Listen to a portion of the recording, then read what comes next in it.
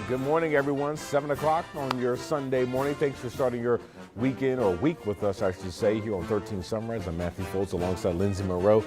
That'll get you in the spirit, ready to march on to what you got to do today. Oh, it was so exciting watching college football yesterday, and now we get to cheer on the Colts today. That's right. We are officially on the stretch where there are, I believe there's like 59 days in a row where there's some kind of football game to be played that we can watch and spend our time. See, Lindsay knows everything. Anything sports related, she knows it. She's on. I'm trying. I do a lot of Googling, but. Hey, Google helps. Google helps. Does. Well, hey, we're off to a good weather start, but you said on the south side, if you're heading that way, some construction to look out for. Yeah, real quick, wanted to hit on 465. This is in between Kentucky Avenue and Man Road. We've had some weekend construction here, so we do have several lanes that are currently restricted in between Kentucky Avenue and Man Road. As you can see here, we've got crews out there doing some overnight work. Hopefully this will be cleared by the time we get into your Monday morning commute. That is how NDOT has this scheduled, but nonetheless, we will follow this. Traffic obviously still relatively light at this hour, but this will be ongoing for your Sunday plans, so I want you to keep that in mind. We also have some construction over on the east side, 465 southbound in between 56th Street and 38th Street. We've got some lane restrictions and ramp closures that also should reopen by our morning commute on Monday. Meantime, let's bring it back downtown. We've got clear skies. Temperatures are actually a little warmer than where we were this time yesterday. We are once again headed back near 80 for a forecast high later today, and that's as we sit on the warm side of this incoming cold front. It's a dry front, so not expecting rain or much in the way of cloud cover to be associated with it. But what you will notice briefly, some increased wind speeds. We're talking wind gusts in excess of 20 to 30 miles per hour. So going to be breezy today, but that's also bringing in some of that more mild air. In fact, we are running 13 degrees warmer than where we were this time yesterday in Muncie, and we're up by 7 degrees in Richmond. That puts us at 60. Most of us are in the 60s across the board. Temperatures will rise back into the upper 70s, near 80 this afternoon. We'll see that by about 4 o'clock today, ahead of that boundary moving through. We keep skies clear this evening, but temperatures will drop off a little quicker tonight, back into the 40s overnight. We'll talk more about your temperatures over the next 7 days coming up in the full forecast. All right, we'll see you then, Lindsay. In our top story this morning, Metro Police are now investigating after 2 people were shot last night at Cardinal Ritter High School in Indianapolis. Police tell us it happened around 10:30 last night after a youth football game ended. When officers arrived, they found 2 men who had both been shot. Both victims were taken to the hospital, and at last check, one was stable and the other was listed in critical condition. Right now, Metro Police say the game had just ended when an argument broke out between the 2 sidelines, including parents and coaches. That's when the argument reportedly escalated and someone pulled out a gun and shot 2 people outside of the stadium. It's a very sad and unfortunate ending to a football game. I mean, people come to watch football games and play for fun. Families and kids should be able to go to enjoy a Little League football game and not expect to get shot. So it's very sad. It is. Right now, Metro Police say no children were injured and the game had nothing to do with the high school. Right now, police don't have any suspect information, but they say there is no threat to the public. Of course, we'll pass along any updates as soon as we learn more. This morning, neighbors on the southeast side of Indianapolis say they're concerned for their safety. This comes after a man was shot and killed yesterday. Our Marina Silva spoke to the people at the scene and shares what they say led up to the shooting.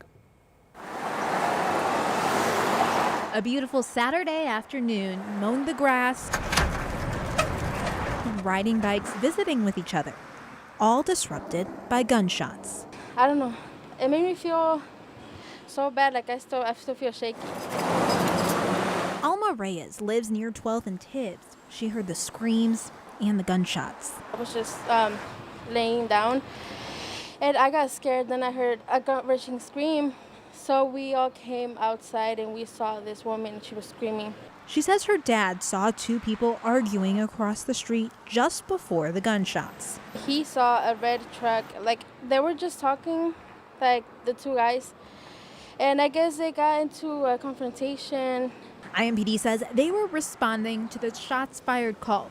When they were notified someone had been shot, Sergeant William Young says when they got here, they found a man shot. Officers tried to help the man until paramedics arrived. Unfortunately, when IEMS or Indianapolis Emergency Medical Services arrived, That victim was unfortunately pronounced deceased here at the scene. Our IMPD homicide investigators, they've arrived.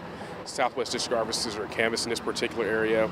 Vega says police are always coming to this area because of crime, from arguments to robberies to even shootings. She says, while it does scare her, this is home. I feel fear because whenever there's arguments, shots could be directed somewhere else, and then people just walking around can get shot. Like my dad, he's always outside. The Reyes family has called 12th and Tibbs home for a decade. My dad loves to live here, so I think that was never an option. Instead, they just keep to themselves and stay safe, hoping the violence goes away.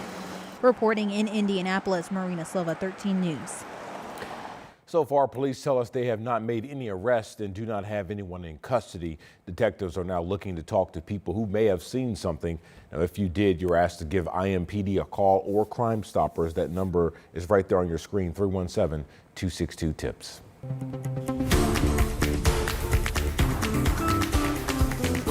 Well, Colts fans, get ready. It is game day Sunday. The boys in blue are down in Jacksonville taking on the Jaguars, but they'll be without some key players, unfortunately.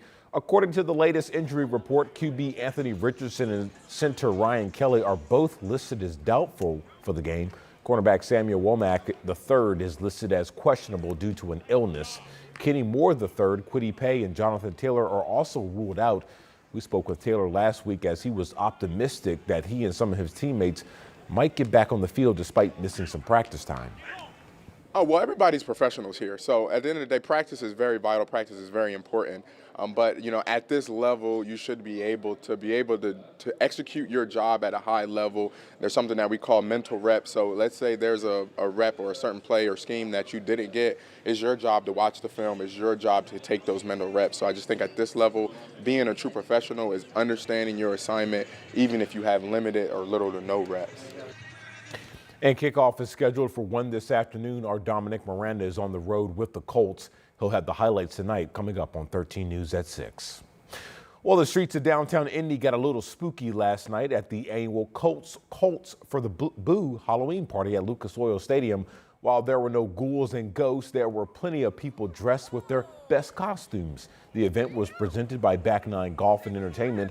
Families took part in the trick-or-treating through 10 Colts-themed haunted houses, a walk through the pumpkin trail, and even exclusive access to the field. And the kids, well, they couldn't get enough of it. As soon as our kids saw the movie, they fell in love with the Minion. So we thought, why not keep a costume as a Minion for this year?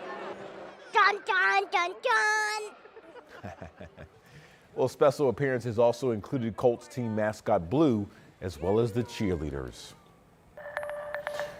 Well, 7:08, switching gears to basketball, the Indiana Pacers begin their preseason play in just a few days. The team will be in Atlanta on Tuesday, taking on the Hawks. Tip-off for that game is at 7:30. The Pacers will open their regular season play on October 23rd in Detroit. Their first home game of the regular season will be on October 27th. Well, this weekend, dozens of dogs are finding their forever homes with the help of a local roofing company. Bone Dry Roofing is teaming up with the Indianapolis Animal Care Services for No Wet Noses Left Behind. Bone Dry is hosting the event at Winton Drive offices. Organizers say it's a chance to see these pets in surroundings other than their shelter. But it means so much that Bone Dry is willing to give us so much space. You saw back there, there's so much space that they're giving us. And it really means a lot because it means that we can bring more dogs. They have space to kind of decompress and everything, and it's just a great location. So we're really happy. But I mean, it helps the dogs, it helps the community, it helps everyone. And this event continues today from 10 to 4. Adoption fees are waived, and new pet parents even get to take home a doggy bag. Animals adopted through this event can be taken home right away. Well, yesterday on 13 Sunrise, we told you about Pa and Ma's Backyard Barbecue making its national debut on the Food Network. Well, now another popular Indianapolis restaurant is set to be featured on Diners, Drive-In, and Dives. The owners of His Place Eatery shared their excitement on Facebook that they'll be on the new episode with Guy Fieri's show this Friday. It airs at 9 p.m. on the Food Network. The soul food restaurant has been around since 2009 and has 2 locations right here in Indy. One near 30th and Shaylin, and the other is near 86th and Ditch Road.